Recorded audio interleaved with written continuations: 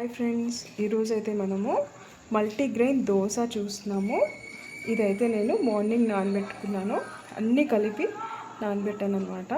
ఇందులో కొమ్ము శనగలు, కొంచెం కాబోని శనగ, పెసలు, బియ్యము, రాగులు ఉన్నాయి. కొంచెమే బియ్యం వేసాను, మిగిలినవన్నీ కూడా కొంచెం ఎక్కువ క్వాంటిటీలో ఉన్నాయన్నమాట. ఇందులో మినపప్పు కూడా ఉంది. నానబెట్టిన తర్వాత కడుక్కొని ఇలాగా గ్రైండ్ చేసుకోవాలి. ఇప్పుడు నేను మీకు గ్రైండింగ్ ప్రాసెస్ చూపిస్తాను. ఇప్పుడు దీన్ని చూస్తున్నారు కదా, మొత్తం అంతా మనము మిక్సీ జార్లో వేసుకుంటున్నాము. కొంచెం కొంచెంగా బాగా మెత్తగా పేస్ట్ చేసుకోవాలి.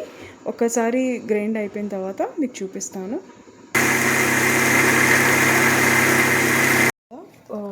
ఇది మనము నైట్ అంతా ఫర్మెంట్ అయిందనమాట. ఫర్మెంట్ అయిన తర్వాత కొంచెం ఇలా పొంగుతుంది. ఇప్పుడు మనం బాగా కలుపుకోవాలి. తగినంత సాల్ట్ కూడా పక్కన ఉంచుకుని ఇందులో వేసుకొని కలుపుకోవాలి.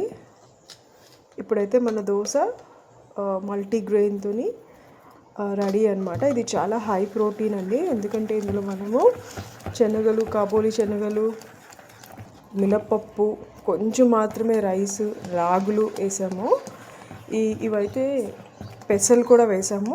సో ఇదైతే ఏంటంటే మనకి పిల్లలకి తెలియకుండా చాలా వరకు వెళ్ళాల్సిన ప్రోటీన్ వెళ్తుంది. ఇందులో జొన్నలు కూడా మనం యాడ్ చేసాము. ఇవన్నీ జొన్నలు, రాగులు ఇవన్నీ సేమ్ క్వాంటిటీ అండి. బియ్యము ఒక పిడికెడు బియ్యం వేసాము.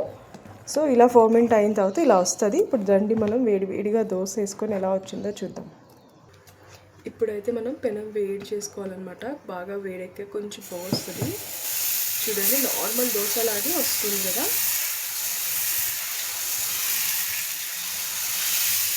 చాలా క్రిస్పీగా కూడా వస్తుందండి. ఇదేంటో మనకి టేస్ట్ మారిపి ఎలా ఉంటుందో అనుకోవద్దు. నార్మల్ దోశలాగే వస్తుంది. చాలా క్రిస్పీగా ఉంటుంది. అండ్ మీరు ఇందులో వేసిన ఇంగ్రీడియంట్స్ కూడా పిల్లలకైతే అసలు తెలియదు. పెద్దవాళ్ళు కూడా వాళ్ళ ప్రోటీన్ అనేది వాళ్ళకి సరిపోతుంది ఒక 2 దోశలు తీసుకుంటే కనుక. చూడండి, బాగా ఎర్రగా కాలినాక ఉంచుకుంటే మీకు క్రిస్పీగా ఉంటుంది. లేదు సాఫ్ట్గా కావాలనుకున్నారు ముందు తిప్పేసుకోవచ్చు. దోశ చూసారా ఎంత మంచి కలర్ టెక్స్చర్ వచ్చిందో. మనకి బాగా కాలిందండి దోశ. ఇప్పుడు వేడిగా ఒక ప్లేట్లోకి సర్వ్ చేసుకుందాము. ఇంకొక దోశ వేస్తున్నాం చూడండి. ఇందులో ఆయిల్ కూడా ఎక్కువ పడదు.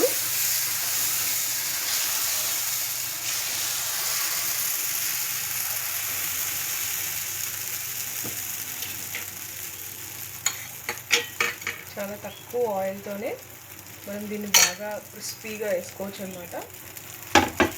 ఈవినింగ్ టైమ్స్ అయితే మీకు 6:30, 7 ఆ టైం మీరు డిన్నర్ చేసే వాళ్ళు అయితే ఫాస్ట్గా డైజెస్ట్ అయిపోతుంది. సో 1 నుంచి 2 దోశలు చాలు. చాలా ఎక్కువ ప్రోటీన్ అనేది వెళ్తుంది.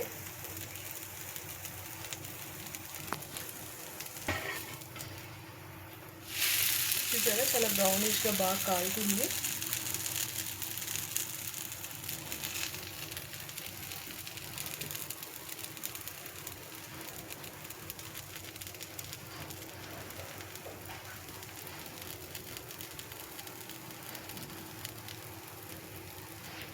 ఒక 2 minutes ఉంచి తిరిగేసిన తర్వాత మళ్ళీ మనం తిప్పేసుకోవచ్చు అనమాట. తీసేసి సర్వ్ చేసుకోవచ్చు హాట్గా.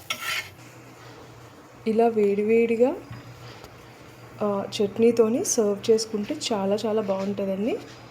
చూడండి, క్రిస్పీగా వచ్చింది దోశ అండ్ చాలా పలుచగా ఉంది.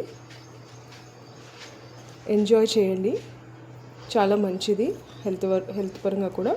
డెఫినెట్గా ఇలాంటి హెల్తీ బ్రేక్ఫాస్ట్ మీకు మేము చేసి పెడుతూనే ఉంటాము. సబ్స్క్రైబ్ చేసుకోండి. Thank you so much.